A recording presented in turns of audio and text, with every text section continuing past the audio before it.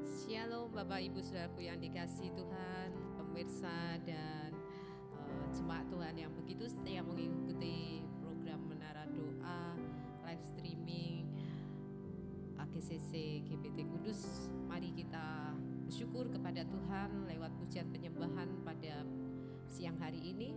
Kita akan mulai Menara Doa ini dengan berdoa. Kami mengucap syukur untuk segala sesuatu yang terjadi dalam kehidupan kami. Kami tahu Tuhan, kami boleh ada sebagaimana kami ada, dan kami boleh setia di dalam menara doa itu semua oleh karena kekuatan yang daripada Roh Kudus-Mu. Kami percaya menara doa kami tidak pernah sia-sia, dan kami sudah banyak mengalami hal-hal yang ajaib bersama dengan Engkau, karena Engkau senantiasa menghargai dan senantiasa mendengar setiap seruan doa kami. Kami akan memuji memuliakan nama Tuhan. Roh Kudus-Mu yang menyatukan kami dimanapun kami mengikuti menara doa ini. Kami percaya di mana ada 2-3 orang berkumpul dan kami bersatu hati memuliakan nama Tuhan Yesus, Roh-Mu akan hadir, Roh-Mu bertahta, dan kami percaya doa-doa kami akan dijawab Tuhan, dan kekuatan yang baru daripada Roh Kudus akan memberi kami kekuatan untuk kami dapat menjalani kehidupan ini dengan penuh semangat, penuh iman, dan kami percaya hidup kami diberkati untuk menjadi berkat. Terima kasih Bapak di surga, kuduskan kami semua hanya di dalam nama Tuhan Yesus. Kami akan mulai menara doa pada siang hari ini, dan kita semua yang saat sepakat dalam pujian penyembahan, mari kita aminkan bersama-sama. Amin. Puji nama Tuhan. Kemanakah kita dapat menjauhi Roh Tuhan? Kemanapun kita berada, kita tidak akan mungkin menjauh dari Tuhan karena Roh Kudus ada di dalam hidup kita. Untuk itu, mari senantiasa kita berkata sungguh indah saat kita dekat dengan Tuhan. Haleluya, puji Tuhan. Puji Tuhan, haleluya, glory.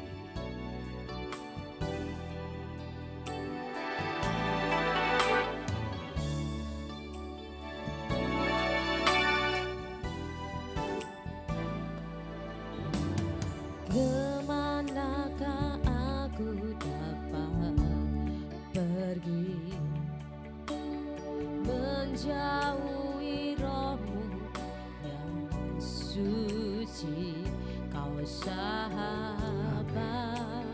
Amin, amin, amin. Dan Kau dekat.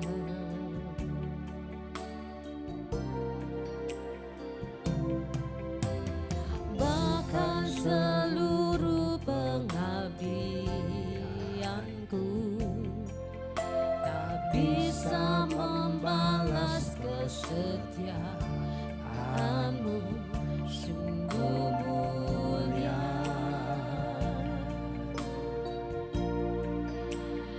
dan berharga, sungguh indah, sungguh besar pengorbanan-Mu bagiku, lalu dalammu ku dimengerti, sungguh besar,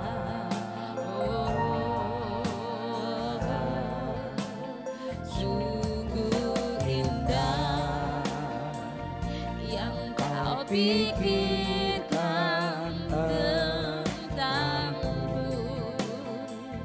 tak terselami bagiku. Oh, sungguh Indah, sungguh besar, sungguh indah kasih setia-Mu dalam hidup kami. Kami mengucap syukur, terima kasih Bapa, Kau selalu menyertai kami. Kemanakah aku dapat pergi, menjauhi Roh-Mu yang suci, Kau sahabat.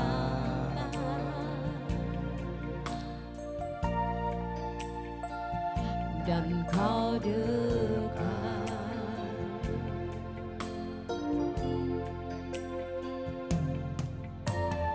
Bahkan seluruh pengabdianku tak bisa membalas kesetiaan-Mu, sungguh mulia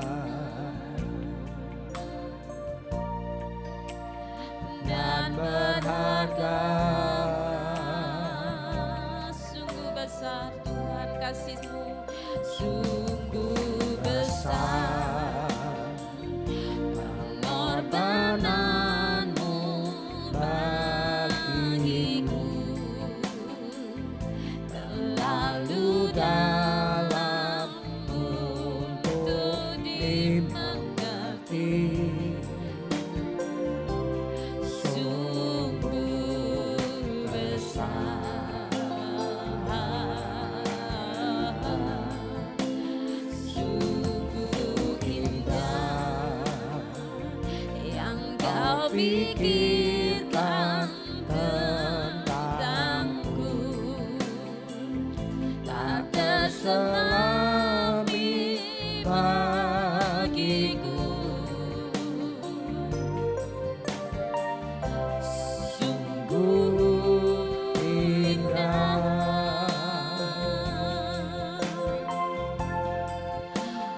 sungguh besar pengorbanan-Mu bagiku,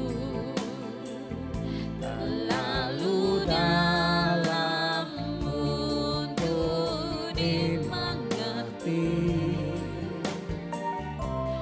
Sungguh besar,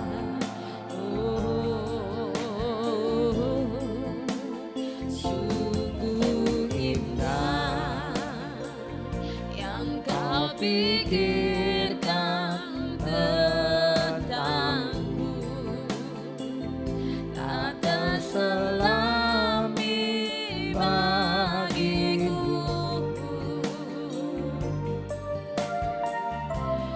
Sungguh indah. Kami bersyukur buat kasih setiamu, pengorbanan-Mu yang begitu ajaib untuk kami. Kau sahabat kami yang sejati. Haleluya. Mari kita pujikan pujian ini dari depan.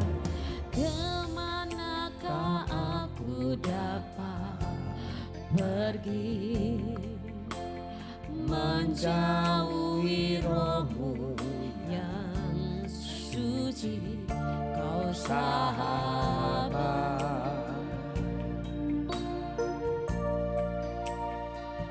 dan Kau dekat.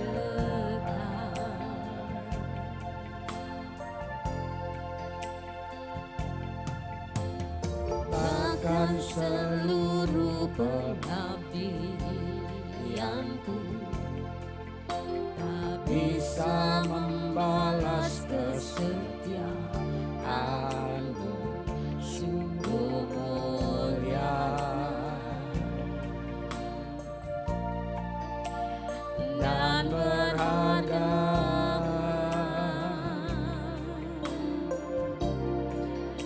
Sungguh besar pengorbanan-Mu bagiku, terlalu dalam untuk dimengerti. Sungguh besar,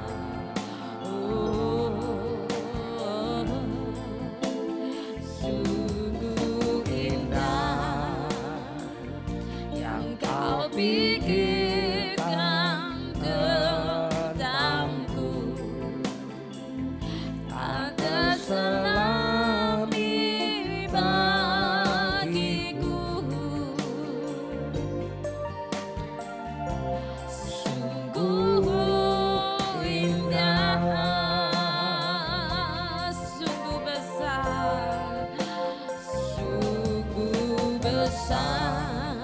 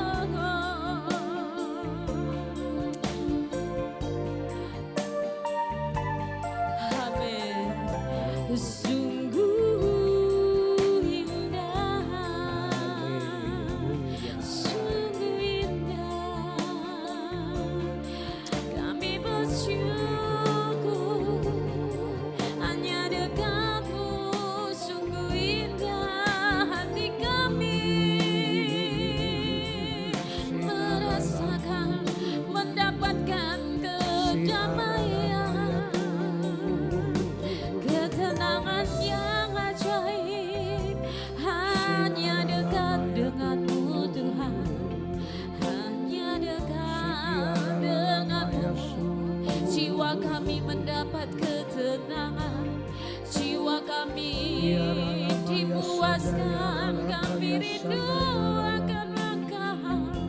Inilah penyembahan kami, inilah mazmur kami.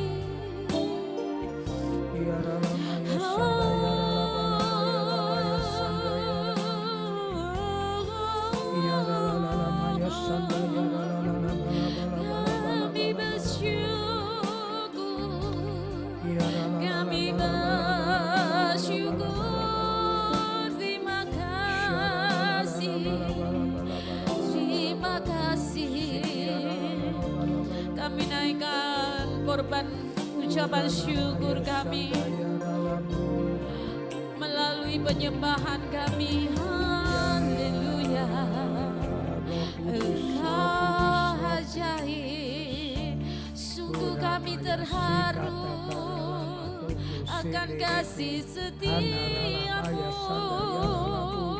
akan pengorbananmu yang ajaib. Kami sungguh bersyukur, kami bangga menjadi anak-anakmu.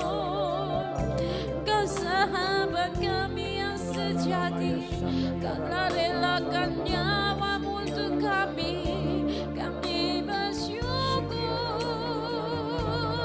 Haleluya, haleluya. Rohmu yang hidup, Rohmu yang bekerja di dalam hidup kami. Dimanapun kami berada saat umat-Mu meninggikan nama-Mu Tuhan. Roh Kudus-Mu yang menyatukan pujian penyembahan kami menjadi suatu korban persembahan yang harum dan berkenan akan-Mu Tuhan. Haleluya.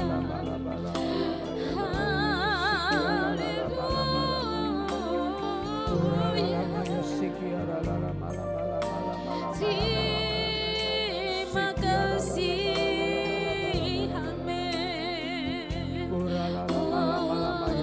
Hosana, Hosana.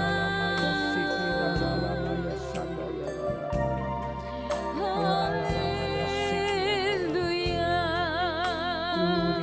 haleluya. Haleluya, haleluya, haleluya. Ayo Kudus, Haleluya. kami sembah, kami puji, kami sembah. Ayo Kudus, kami sembah, kami puji, kami sembah. Kami sembah, kami puji, kami sembah. Haleluya, haleluya. Kami sembah, kami puji. Ya Rama ya Shanda ya Rama. Haleluya. Uralama ya Siki ya Haleluya. Terima kasih Tuhan, kami bersyukur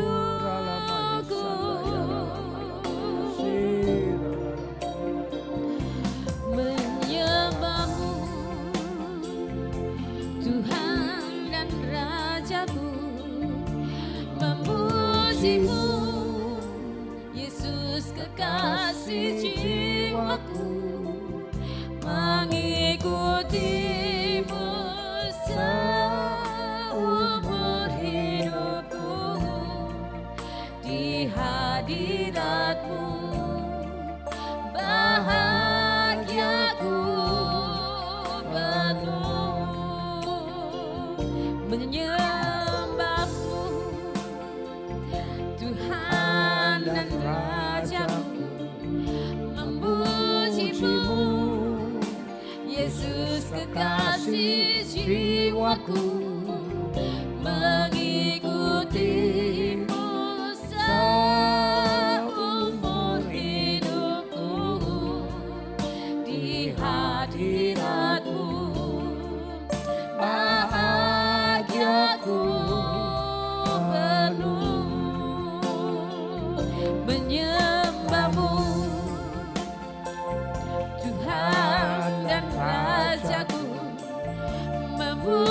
memujimu, Yesus kekasih jiwaku, mengikutimu seumur hidupku, di hadiratmu bahagiaku penuh.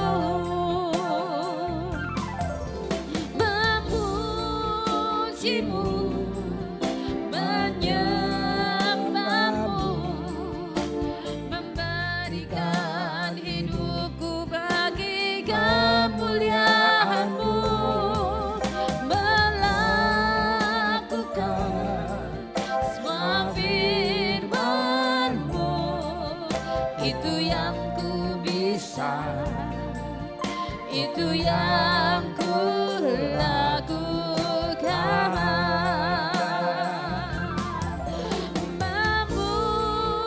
Memujimu, menyembahmu, memberikan hidupku bagi kemuliaan-Mu, melakukan semua firman-Mu, itu yang ku bisa, amin, itu yang ku lakukan. Menyembahmu, Tuhan dan Rajaku, memujimu, Yesus kekasih jiwaku, mengikutimu seumur hidupku, di hadiratmu bahagiaku penuh. Menyembahmu, amin, Tuhan dan Raja, Kau Tuhan dan Raja kami, Kau Juru Selamat kami, Yesus kekasih jiwaku, mengikutimu seumur hidupku, di hadiratmu bahagiaku penuh. Di hadiratmu bahagiaku penuh. Di hadiratmu bahagiaku penuh. Sukacita kami penuh saat kami memuji memuliakan nama Tuhan. Seringkali manusia ditipu oleh sesuatu yang ada di dunia ini. Mereka mencari damai, mereka mencari sukacita di dunia ini. Semuanya terbatas. Sukacita yang diberikan oleh dunia ini tidak akan mampu memenuhi seluruh ruang hati manusia. Karena hati manusia diciptakan oleh Tuhan Yesus. Hanya Dia, hanya Roh Tuhanlah yang sanggup memenuhi seluruh ruang hati manusia dengan sukacita dan damai. Untuk itu bawa hati kami untuk senantiasa rindu, senantiasa selalu connect denganmu Tuhan. Karena hanya dekat denganmu jiwa kami mendapat ketenangan, kedamaian, sukacita, kepuasan yang ajaib. Terima kasih Bapa di surga untuk segala sesuatu yang terjadi dalam hidup kami. Kami mengucap syukur untuk semua yang Kau kerjakan di dalam hidup kami. Kami mengucap syukur Tuhan untuk udara. Kami mengucap syukur untuk air. Kami mengucap syukur untuk makanan minuman, untuk segala fasilitas yang dapat kami gunakan, untuk rumah, untuk pakaian, untuk keluarga, untuk rekan-rekan sepelayanan.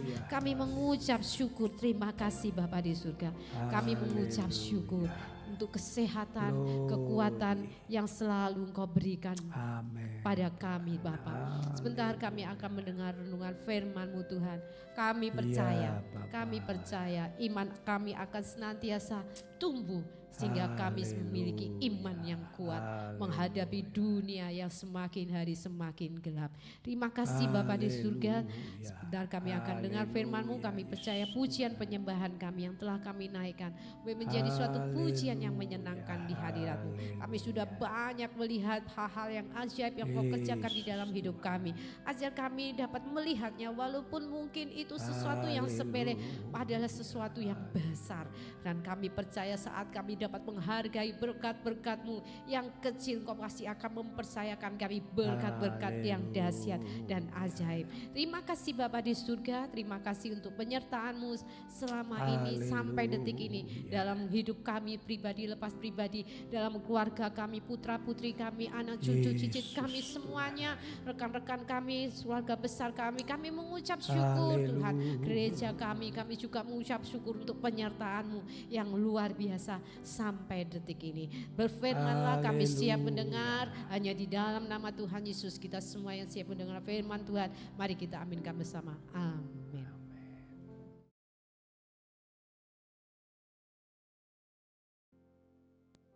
Haleluya, puji Tuhan. Shalom bagi jemaat yang baru bergabung. Selamat mengikuti acara ini, puji nama Tuhan. Hari ini pembacaan kita ada di 2 Korintus pasal 10, 11 dan 12. 2 Korintus pasal 10, 11 dan 12. Kalau saudara mengikuti pembacaan 3 pasal ini, maka pasal ini adalah pembelaan Rasul Paulus kepada orang-orang yang mengkritik dia, yang memusuhi dia. Atau kalau boleh saya katakan di 3 pasal yang kita baca hari ini merupakan satu ledakan Paulus, di mana dia sudah tidak tahan melihat jemaat yang tidak tumbuh dewasa, jemaat yang duniawi, yang bisanya hanya menuntut, yang bisanya hanya mengkritik, membanding-bandingkan, ya kan, dibandingkan dengan Apolos, dibandingkan dengan Petrus, Paulus ini dibanding-bandingkan begitu. Dan akhirnya di 3 pasal ini Paulus meledak dan dia ingin menasihati, memperingati supaya jemaat mengerti betapa Paulus tidak kalah dengan rasul-rasul lain. Di dalam hal mujizat dia tidak kalah, di dalam menerima pewahyuan, di dalam menderita bagi Kristus dia tidak kalah dengan rasul-rasul yang lain.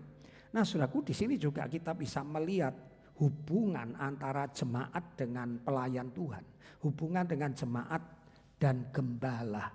2000 tahun yang lalu sudah ada gesekan, dan itu memang harus kita sadari. Kadang-kadang ada gembala-gembala yang memang keluar dari jalur firman Tuhan. Tapi kalau hamba Tuhan itu ada di dalam jalur firman Tuhan seperti yang terjadi di Korintus ini, maka itu jelas jemaatnya yang tidak dewasa. Karena jemaatnya mengkritik Paulus, dikatakan Paulus itu beraninya kalau berjauhan, kalau berhadapan muka tidak berani.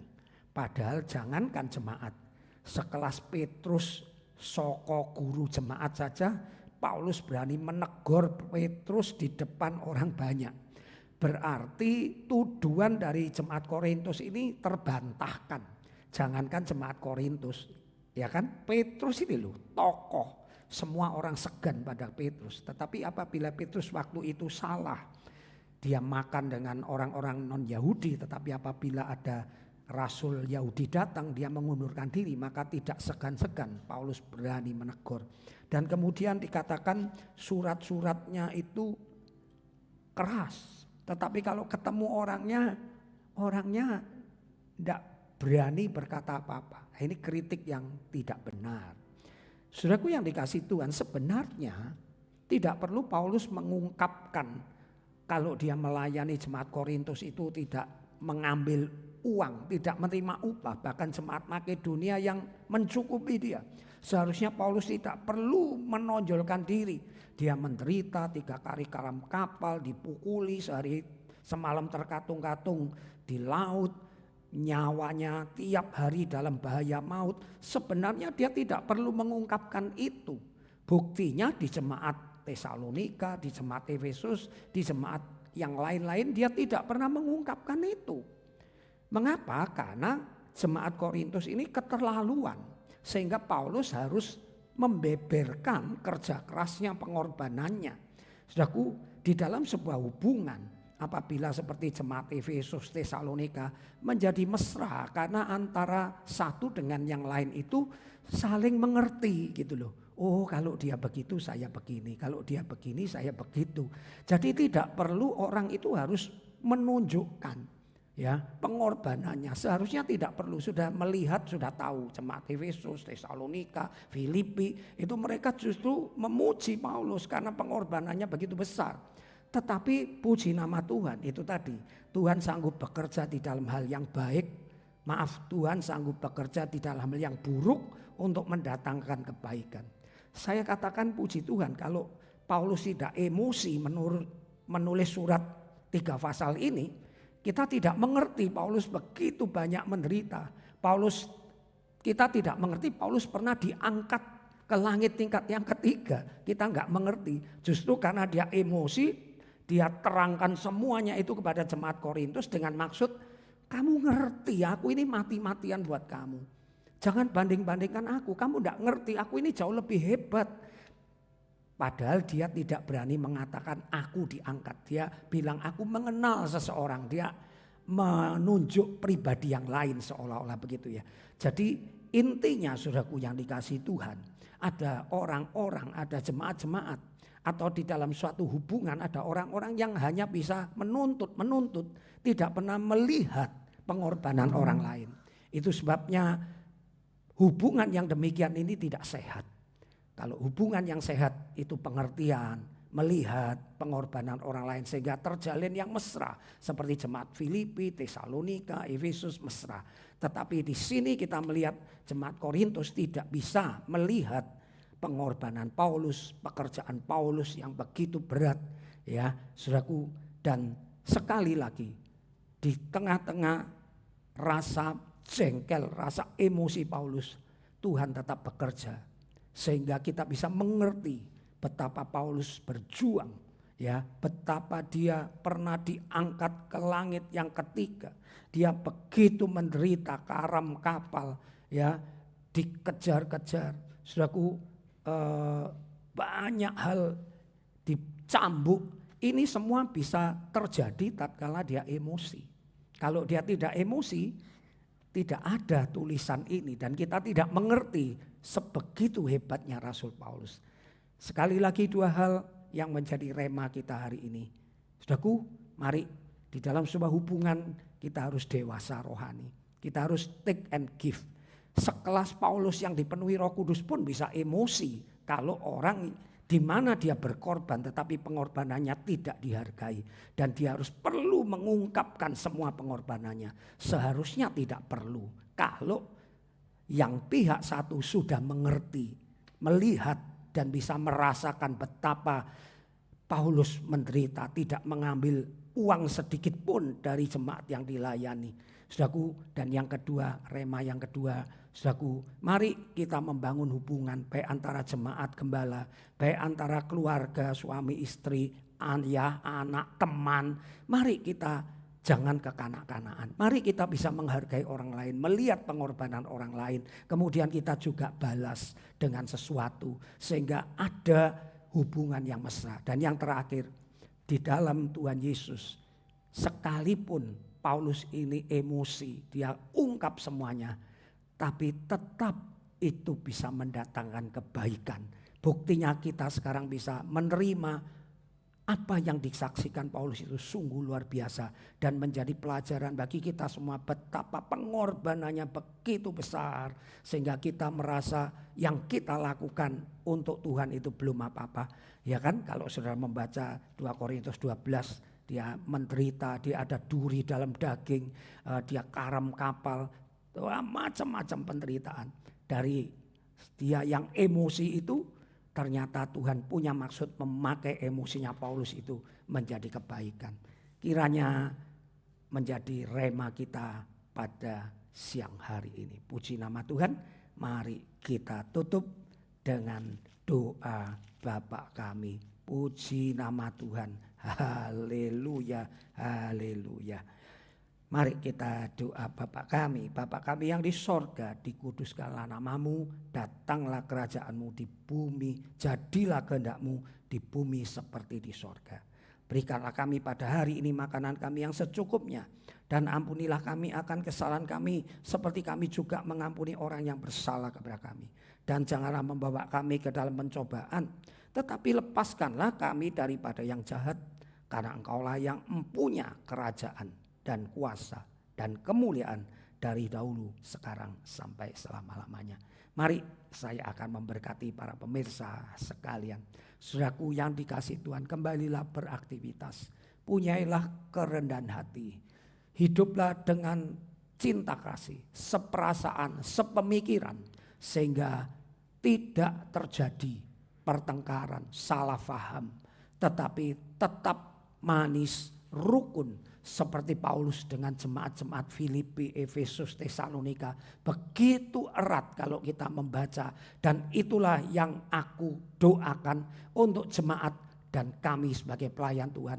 Hubungan yang erat, cinta kasih tanpa curiga.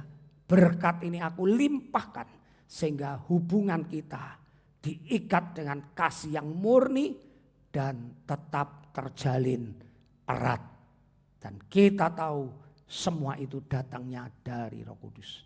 Dalam nama Bapa, Putra dan Roh Kudus aku pohonkan doa berkat ini. Mari semua yang diberkati katakan amin. Puji nama Tuhan. Besok hari Minggu jangan lupa beribadah. Dan jangan lupa juga ajak teman, saudara sanak famili yang sudah lama tidak beribadah. Adalah tugas kita untuk mengajak, memberitakan firman kebenaran. Puji nama Tuhan, sampai jumpa besok. Bye-bye.